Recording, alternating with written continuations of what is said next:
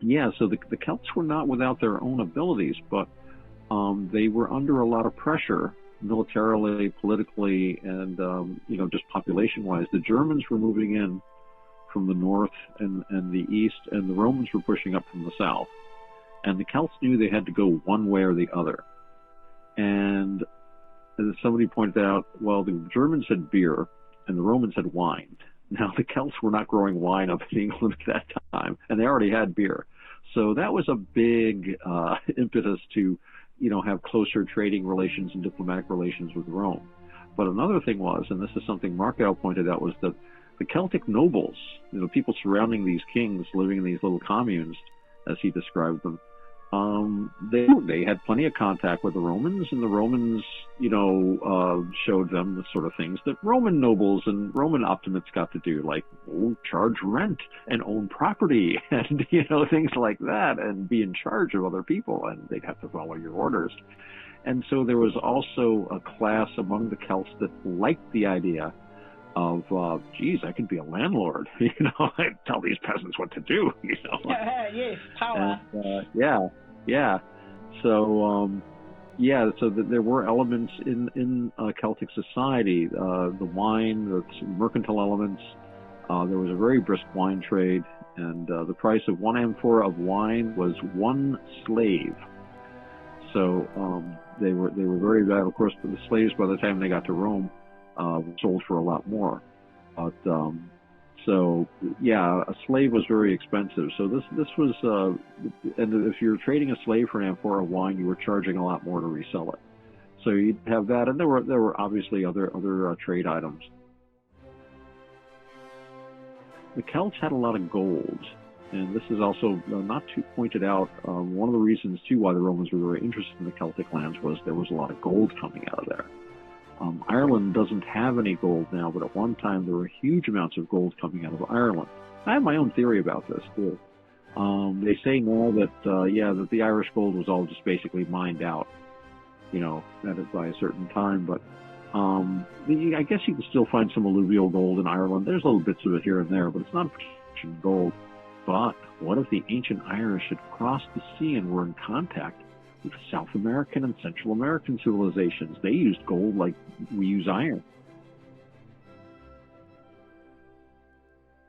Well, we know there were huge copper mining operations by the Great Lakes in North America, and nobody knows where it went.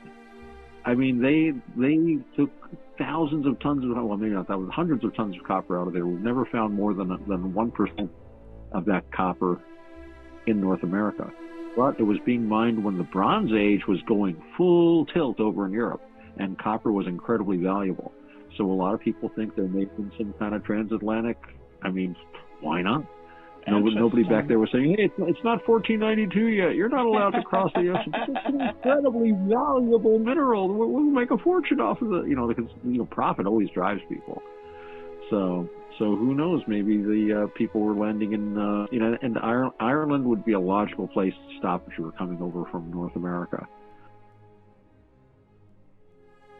Especially if you swept up the east coast of North America and then came across to Ireland and unload your gold and this and that, and it spreads all through Europe. And Ireland's the land of gold. They're not going to tell you where they got it.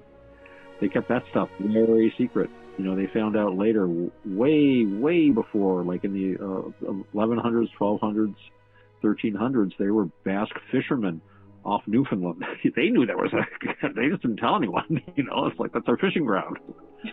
When Columbus got back, and this is documented in one of his letters, when Columbus got back, he was wandered into Portuguese waters, and he was a little worried that the viceroy there would be a little upset with him because he sailed for the Spanish. But he said, oh, don't worry about that. He says, but maybe you know something about that place that we've been trading with across the water there for years now. What do you mean? And apparently people from the west coast of Africa had been sailing over to Brazil for centuries, just trading like an iron, cloth, and stuff like that, and bringing back stuff. Interesting. And and they found spears there that were made in Africa. They can tell from the iron. They found them in Central and South America. So there was probably some kind of trade. And if you look at some of the Olmec sculptures, and those go back very far, those are definitely the heads of Negroes.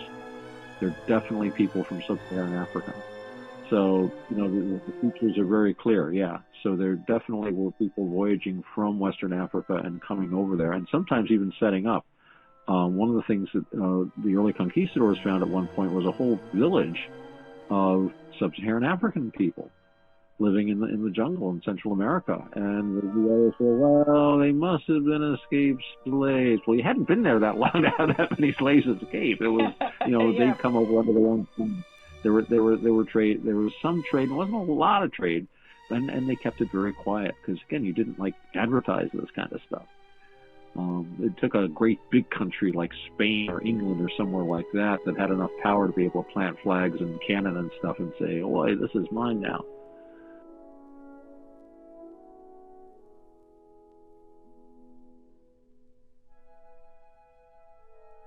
But anyway, getting back to the whole Latin versus Celtic thing, the two basic diametrically opposed views of social structure and organization, I found this very much of an influence on my thought when I was developing my ideas of anarcho-monarchism, because this is basically a kind of anarcho-monarchism.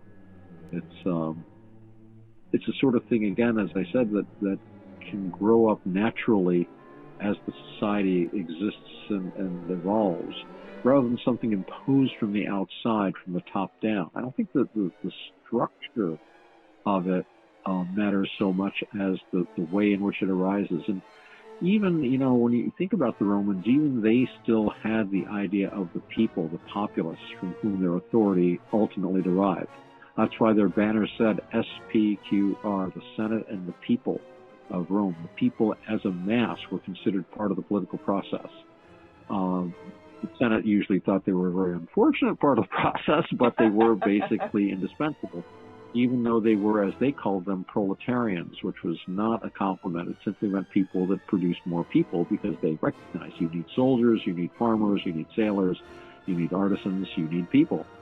The Senate's great fun, but without all those working Romans out there, they're just a bunch of guys wearing sheets playing word games in the Senate chamber.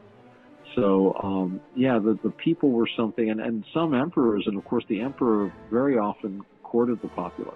A lot of emperors were very populist. Nero comes to mind, Commodus.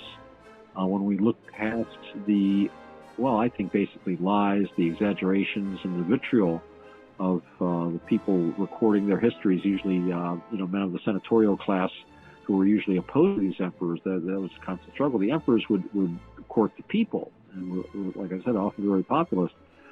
And some of them even put on the banners, instead of SPQR, PQSR.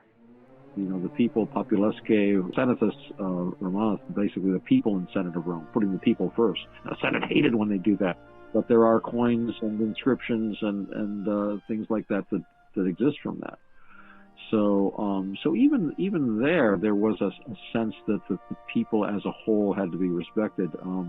Even National Socialist Germany, they had the idea of the Volksgenossen, the people as a whole, from whom the party's authority ultimately derived. Of course, just like in Rome, this authority was usually enforced in a very, very totalitarian way. But the idea was there anyway. So, but the Celtic, the vision of this Celtic monarchy, opened up whole new doors of political thought to me, because I think we do have a visceral instinct even for monarchy.